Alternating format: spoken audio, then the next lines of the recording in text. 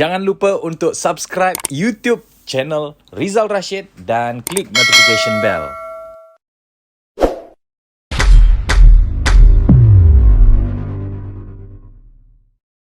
Tiga bisikan hati ni, yang pertama, tuan-tuan dan puan, again, bisikan hati ni nak senang faham, small little voice lah, small little voice, ataupun ada orang-orang kata ini biawak dalam dalaman kita, biawak dalaman, ataupun perkara-perkara suara-suara hati yang pegang kita daripada terus berada di hadapan. Contoh, bila kita nak bercakap, nanti orang tu cakap apa nanti, pernah tak kita rasa ada suara hati macam tu? Ataupun, aku ni bukan bagus sangat, aku ni SPM pun grade 2 je. Contoh, kau bercakap depan orang PhD kot. Ada tak? Kalau kita ada perasaan itu, itulah yang kita namakan sebagai bisikan hati ataupun suara hati, ataupun kita panggil sebagai small little voice. Okey, apakah tiga perkara ataupun tiga small little voice ini? Small little voice yang pertama adalah tentang masa lampau.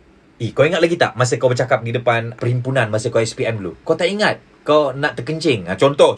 Ataupun kau tak ingat masa kau bercakap hari tu, kau pengsan kan? Masa dulu. So again, first kali, bisikan pertama adalah tentang masa lampau. So, tuan-tuan dan puan, good news dia, masa lampau tidak menggambarkan kemahiran komunikasi kita.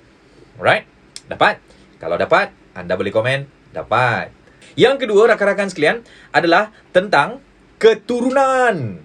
Keturunan. Tuan, saya memang tak boleh cakap lah tuan. Sebab apa? Mak saya suri rumah je.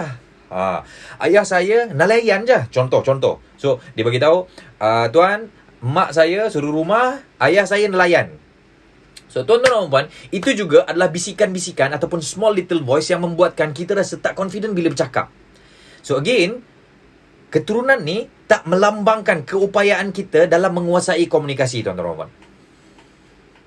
Alright? So, itu adalah yang kedua. Yang ketiga adalah IQ tinggi ataupun kelulusan. Berapa ramai antara kita, tuan-tuan dan puan, yang bila kita bercakap dan bila kita berhadapan dengan orang-orang yang mempunyai kelulusan yang lebih tinggi daripada kita, kita rasa down. Macam, alamak, aku nak bercakap depan prof kot. Ataupun aku nak bercakap di hadapan orang-orang yang sudah ada PhD kot. Kita ni siapalah kan. So, dekat situ kita down dan pada masa yang sama, small little voice kita akan datang. Dia kata, kau ni SPM pun tak ada. So, rakan-rakan sekalian, again, IQ tinggi ataupun kelulusan tinggi sama dengan pandai bercakap itu adalah bisikan-bisikan ataupun small little voice. Ataupun nak senang faham, kelulusan tinggi sama dengan pandai bercakap itu adalah mitos. Alright? Anda boleh komen di ruangan komen. Mitos. Jadi, jangan risau. Tak semestinya kita mempunyai kelulusan tinggi ataupun tidak semestinya orang mempunyai kelulusan tinggi itu mereka boleh bercakap dengan bagus. Tapi sebenarnya bila ada kelulusan yang tinggi plus dia mempunyai pertuturan ataupun cara dia bercakap dengan bagus dan dia ada adab, itu lagi powerful, insya-Allah. Alright? So, rakan-rakan sekalian, sekiranya kita mempunyai small little voice ataupun bisikan-bisikan hati, alamak, aku ni diploma pun tak lulus. Ataupun, alamak, aku ni pelajaran, siapalah aku ni tak ada pelajaran pun. Tuan-tuan dan puan, again, itu hanya bisikan-bisikan yang akan membuatkan kita takut untuk bercakap. Dan the best part, tuan-tuan dan puan, orang tak fikir pun apa yang kita fikir. Alright?